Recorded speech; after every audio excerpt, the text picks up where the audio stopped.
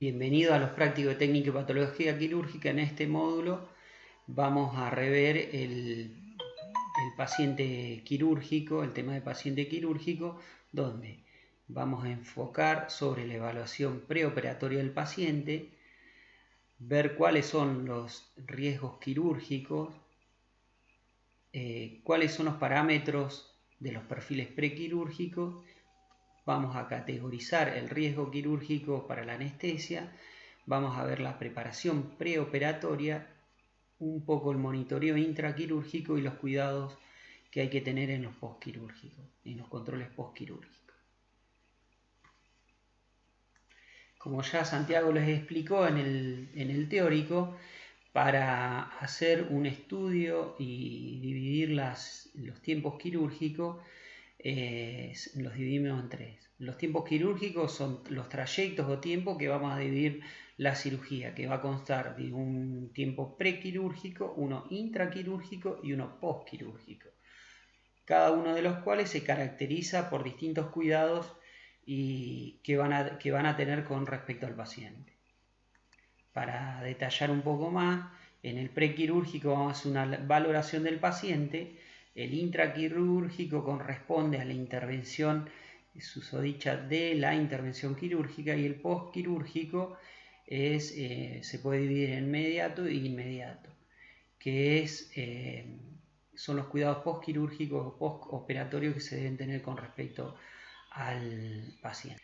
Para fijar los tiempos quirúrgicos, como análisis prequirúrgico, y determinar el riesgo, vamos a dividir en 5 estados. El estado 1 es un animal sano, como ya lo vieron con Santiago, que puede ser las cirugías que realizamos en forma rutinaria en la clínica nuestra y en los prácticos. El estado 2, que van a ser los animales sanos, pero con alguna enfermedad localizada o sistémica, que puede ser, por ejemplo, un tumor de piel, una luxación de patela, una enfermedad, el grado 3, donde ya la enfermedad es más complicada, una enfermedad sistémica grave que pueden tener neumonía, fiebre, soplo cardíaco y anemia. Una enfermedad, el estado 4, una enfermedad sistémica grave y donde el animal corre peligro para su salud, como cuando tiene una insuficiencia cardíaca, una falla renal, una hipovolemia, una hemorragia profusa. Y el estado 5, donde el animal está moribundo, en shock endotóxico y tiene una insuficiencia multiorgánica. Esto es importante determinar para la comunicación que tenemos que tener con el propietario del animal. Para la determinación del riesgo quirúrgico, primero debemos hacer una anamnesis, que bueno, este concepto ya lo vieron en materias anteriores, como puede ser semiología. Es una parte importante debido a que nos va a dar el 80% de la determinación del riesgo quirúrgico, la anamnesis. Por eso es importante realizar las preguntas de distintas maneras para que el propietario o el tenedor responsable nos ofrezca toda la información y los antecedentes históricos de ese paciente. Hay que realizar un examen físico minucioso para determinar inmediatamente los problemas que puede llegar a tener nuestro paciente. Los exámenes de laboratorio, algunos son rutinarios, que nos van a determinar la salida de las drogas que vamos a colocar dentro del animal para realizar la actividad quirúrgica, y nos va a dar el riesgo anestésico, que está determinado en ASA. Y luego también podemos realizar otros análisis complementarios, como puede ser una radiografía, una ecografía, y nos va a complementar el diagnóstico para determinar, por ejemplo, el riesgo quirúrgico, y así comunicárselo al propietario si está de acuerdo en asumir junto con nosotros la responsabilidad de realizar el acto quirúrgico.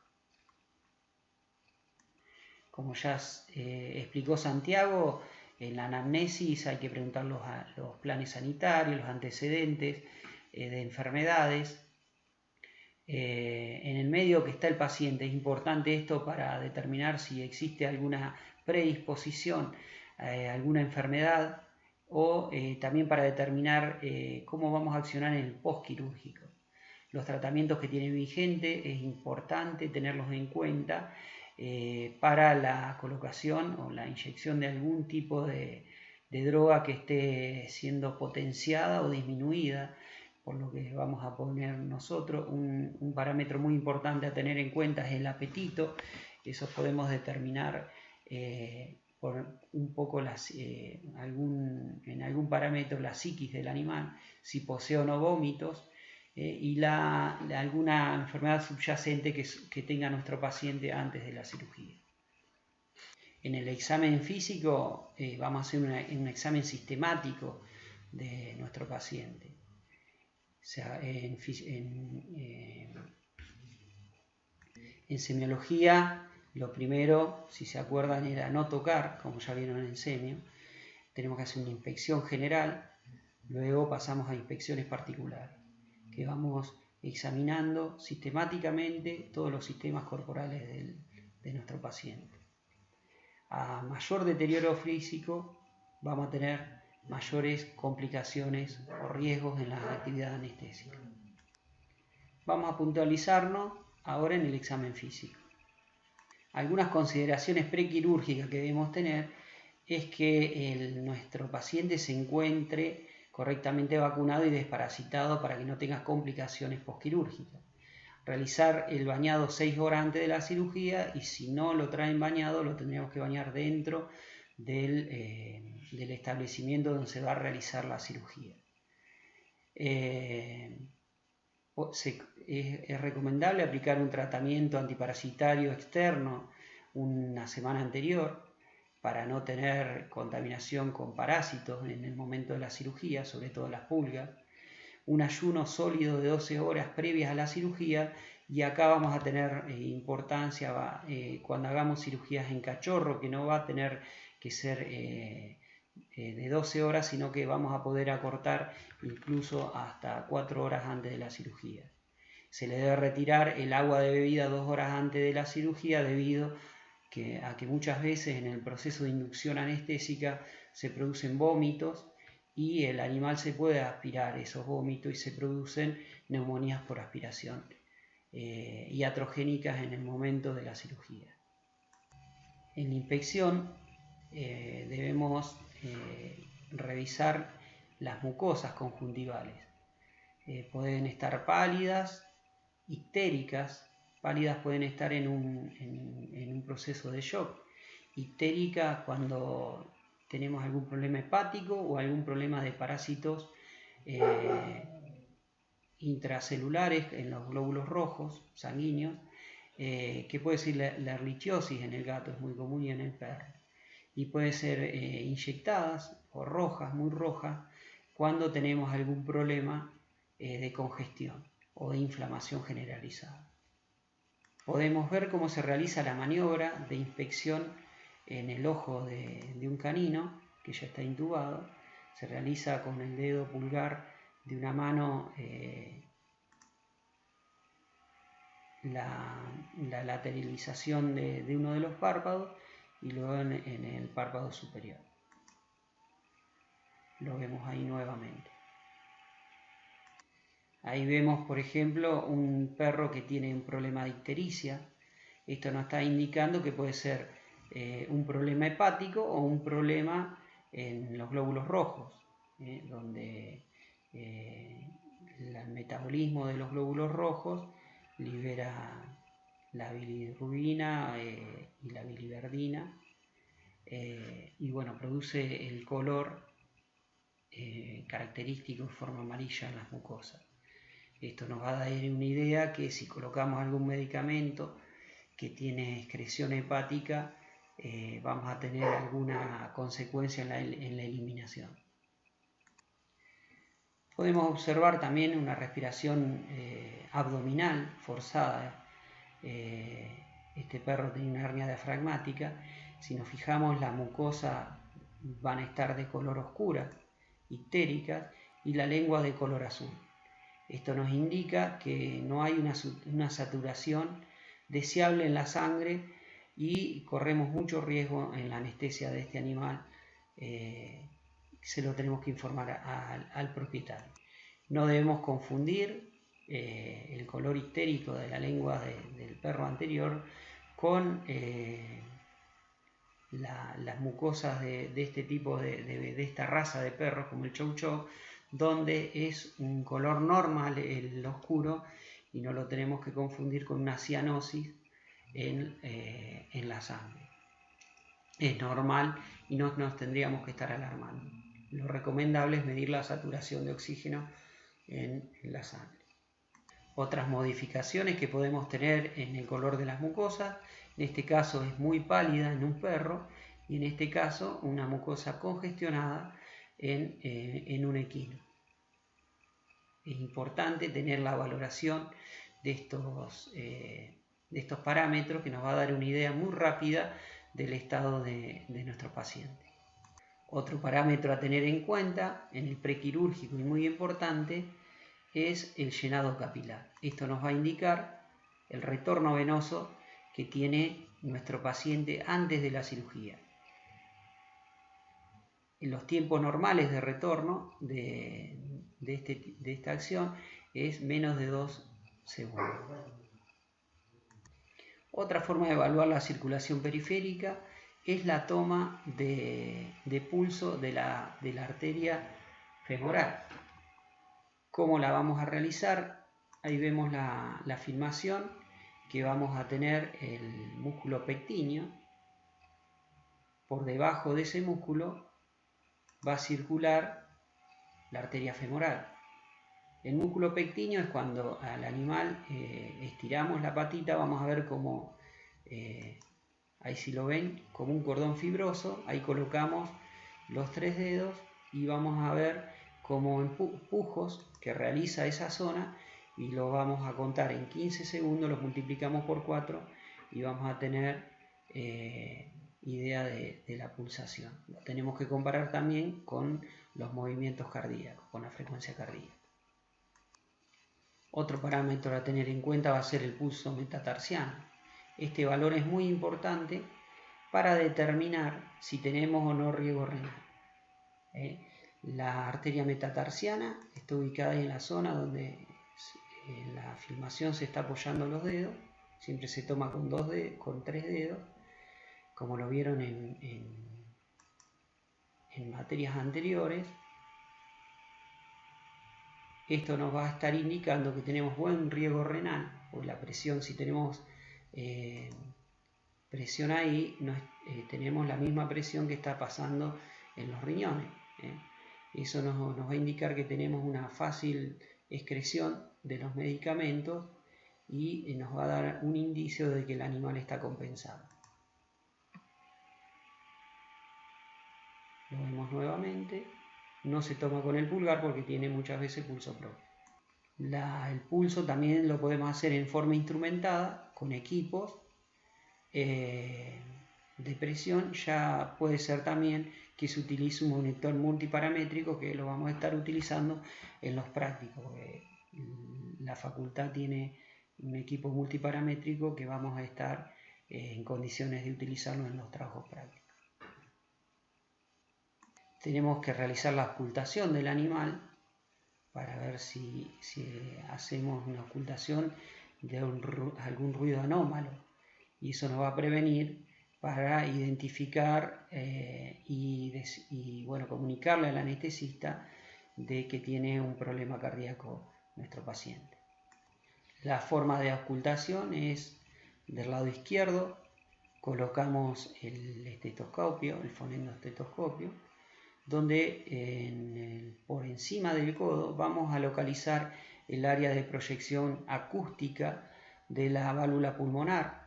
Una vez que localizamos este lugar, nos vamos hacia la costilla posterior en forma dorsal, a la mitad de lo largo de la costilla posterior, y ahí vamos a encontrar la válvula aórtica. Luego descendemos hacia atrás hasta el área cerca de las esternebras de la sexta y séptima costilla. En ese área y ahí vamos a tener la proyección del área mitral. Luego vamos a observar, vamos a ocultar del otro lado, del lado derecho, donde vamos a localizar la válvula tricúspide a la altura, en la parte inferior a nivel de la cuarta costilla, a la altura de las esternebras. Vamos a localizar el área de proyección acústica de la válvula tricúspide. Ahora lo que estamos viendo es un fonocardiograma para ayudarnos, y bueno, esto se va a realizar con la práctica. Vamos a poder localizar los distintos tipos de soplo, y en el postquirúrgico es importante localizarlo. Luego, si se observa algún tipo de estos tipos de soplo, si localizamos algún tipo de soplo, tendríamos que es conveniente realizar estudios complementarios. Es importante recordar que el pulso en el equino se puede tomar también en la arteria submaxilar, que se realiza colocando también los tres dedos de la mano suavemente sobre la parte medial de la rama de la mandíbula. En los exámenes de laboratorio es importante realizar análisis de rutina, por ejemplo, análisis de orina, sobre todo saber la densidad y la cantidad de proteína. Eso nos va a dar idea de si tenemos algún problema para la excreción de la medicación que vamos a utilizar en el intraquirúrgico. También vamos a hacer una serología, un análisis hepático de las enzimas GOT, GPT y GGT. Vamos a realizar un hemograma completo para ver cómo se encuentra la serie blanca y la serie roja, los glóbulos rojos y los glóbulos blancos. Y también tendríamos que ver el tiempo de coagulación, que es muy importante, sobre todo cuando realizamos cirugías oncológicas. El examen físico, las pruebas de laboratorio y algunas pruebas complementarias nos van a decir cuál es el riesgo quirúrgico que tiene nuestro paciente, la cual lo vamos a tener que informar a los propietarios para ver si asumen la responsabilidad junto con nosotros de realizar la cirugía. Los controles de los parámetros intraquirúrgicos o intraoperatorios los podemos evaluar de la forma anteriormente que la venimos viendo, y también la podemos evaluar en forma instrumentada a través de monitores multiparamétricos. Los monitores que pueden ser un oxímetro, que es de bajo costo y nos da la saturación de oxígeno y la frecuencia cardíaca. Los multiparamétricos nos da la idea de la temperatura, nos da muchos más parámetros y podemos predecir el comportamiento intraquirúrgico de nuestro paciente, nuestro comportamiento fisiológico. Nos da la frecuencia cardíaca, saturación de oxígeno, también nos da la temperatura, nos da una curva de presión fleximétrica y un montón más de datos que nos permiten ir evaluando en forma constante a nuestro paciente. Como cuidados postoperatorios inmediatos, tenemos que quedarnos al lado del animal hasta que se recupera la anestesia. Una cosa a tener en cuenta, es importante en los felinos, en los gatos, que mantengan la temperatura elevada durante el postquirúrgico. Tenemos que tener en cuenta que el ambiente tenga una temperatura adecuada y si no, aportar temperatura en forma exógena. La cirugía puede ser cuando es ambulatoria, cuando va a su hogar. Tendríamos que pasar diariamente a revisar la herida, o que el propietario nos indique cómo va la evolución de la herida. tenemos que indicar qué colocarle, si son cremas, la limpieza, la toilette diaria, controlar si se producen complicaciones pulmonares. Para eso debemos auscultarlo y tendríamos que oír perfectamente el murmullo vesicular para controlar las neumonías. Y deberíamos hacer, si tenemos alguna duda, radiografías lateral para ver si tenemos neumonías por broncoaspiración. En el postoperatorio tardío, si el paciente se encuentra en el domicilio, lo podemos hacer en el domicilio o en el hospital. Mínimamente es un mes. Tiene que ir semanalmente al control quirúrgico, se retiran los puntos, se suspende la medicación antibiótico normalmente o analgésica y luego tiene que pasar a una rehabilitación si hacemos alguna cirugía ortopédica. Un poco para resumir y despedirnos de este tema, tenemos que tener en cuenta que los tiempos son pre, intra y postquirúrgico, los cuidados también que tenemos que tener en cada una de estas etapas y antes de realizar la actividad quirúrgica debemos realizar el riesgo quirúrgico para